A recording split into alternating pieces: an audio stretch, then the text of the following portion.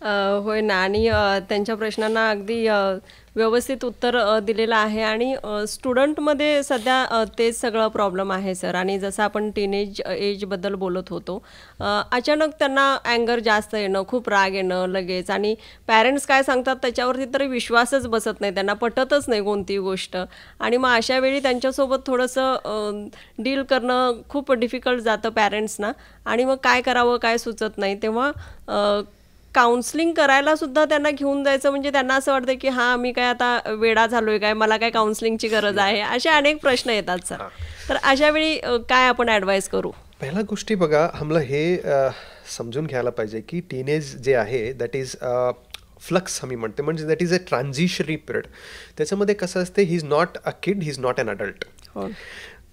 पेरेंट्सचं कसं असते, पेरेंट्स त्यांना किडसारखं त्यांना त्यांच्या बरोबर बिहेव करते, पण पेरेंट्सचे एक्सपेक्टेशन त्यांच्या अडल्टसारखं राहायला पाहिजे म्हणून एक्सपेक्टेशन असते.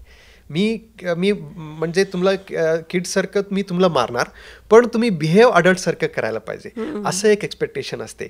सो दॅट आम्ही जरा समजून घ्यायला पाहिजे. अच्छा. आणि त्यांच्या काउन्सिलिंगमध्ये तुम्ही पहिलाच तुम्ही स्वतः बसून त्यांच्या बरोबर बोला आणि आमचं ॲटिट्यूड पण चेंज व्हायला पाहिजे. We should start treating them as an adults. एक फ्रेंड सारखं आम्हाला त्यांच्या बरोबर ट्रीट करायला पाहिजे. एक लहान मुलासारखं आम्ही ट्रीट केलं तर त्यांनी स्पंदन नाही करणार. अच्छा. हां, आमचं ॲटिट्यूड पण चेंज करायला लागते, त्यांच्या बरोबर बसून बोलायला लागते, त्यांना बोलायचं अवकाश द्यायला लागते, त्यांना म्हणजे मुक्त एक्सप्रेस करायचं, फ्रीली एक्सप्रेस करायचं अवकाश त्यांना आम्ही द्यायला लागते. आणि काय चुकीचं आहे, काय बरोबर आहे ह्याच्यात त्यांना एक माहिती त्या एजमध्ये आम्हाला द्यायला लागते. अच्छा. मानसिक आरोग्याबद्दल आपण बोलतोय सर आणि त्याच्यामध्ये नेमकं मानसिक आरोग्यामध्ये कोणकोणत्या गोष्टी मोडतात तेही देखील आपल्याला माहिती नसतं. म्हणजे आपल्याला खरंच मानसिक आरोग्य आपलं बिघडलंय का किंवा मानसिक संतुलन आपलं बिघडलंय का, अशा सगळ्या गोष्टी असतात.